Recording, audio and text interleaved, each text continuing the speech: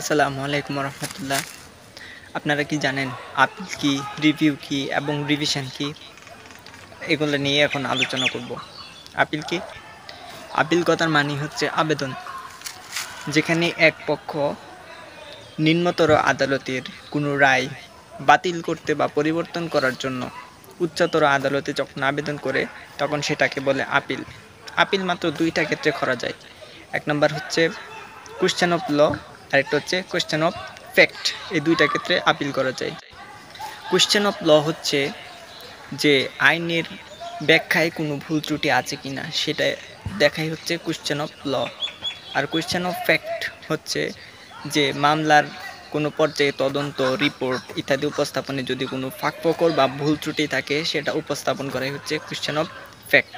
তো এই দুই ক্ষেত্রে শুধুমাত্র আপিল করা যায়। মনে রাখবেন, আপিল আদালত নিজে নিজে করতে পারে না, যে কোনো এক পক্ষকে আপিল করতে হয়। তো ২ নাম্বার হচ্ছে রিভিশন। রিভিশন কি?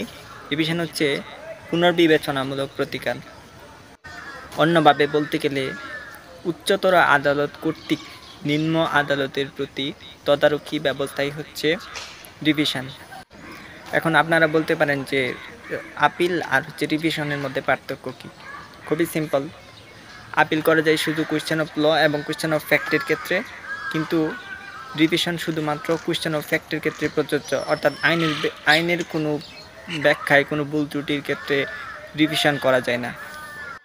আরেকটা সূক্ষ্ম পার্থক্য হচ্ছে যে উচ্চতর আদালত কখনো সুয়োমোটো বা নিজে নিজে আপিল করতে পারে না, সংক্ষুব্ধ ব্যক্তিকে আপিল করতে হয়। অন্যদিকে যদি রিভিশন করা হয় তাহলে রিভিশন আদালত নিজের একটা এখতিয়ার আছে যে সে নিজেও উচ্চতর আদালত নিজে রিভিশন করতে পারে, এটা তার এখতিয়ারের মধ্যে পড়ে। এবার আসি ৩ নাম্বার, রিভিউ। রিভিউ হচ্ছে নির্দিষ্ট অবস্থার প্রেক্ষিতে বিচার পুনর্নিরীক্ষণকে বলা হয় রিভিউ। তো রিভিউ শুধুমাত্র নির্দিষ্ট অবস্থার প্রেক্ষিতে করা যায়। যেমন ধরুন, যে ক্ষেত্রে আপিল অনুমোদনীয় কিন্তু বিচারের জন্য পেশ করা হয়নি, এমন আদেশ বা ডিক্রির ক্ষেত্রে রিভিউ করা যায়।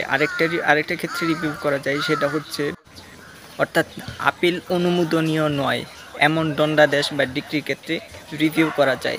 এটা হচ্ছে বিচার পুনর্নিরীক্ষণমূলক প্রতিকার। ধন্যবাদ ভিডিওটি শেষ পর্যন্ত দেখার জন্য। এমন আরও ভিডিও পাওয়ার জন্য আমার সাথেই থাকুন।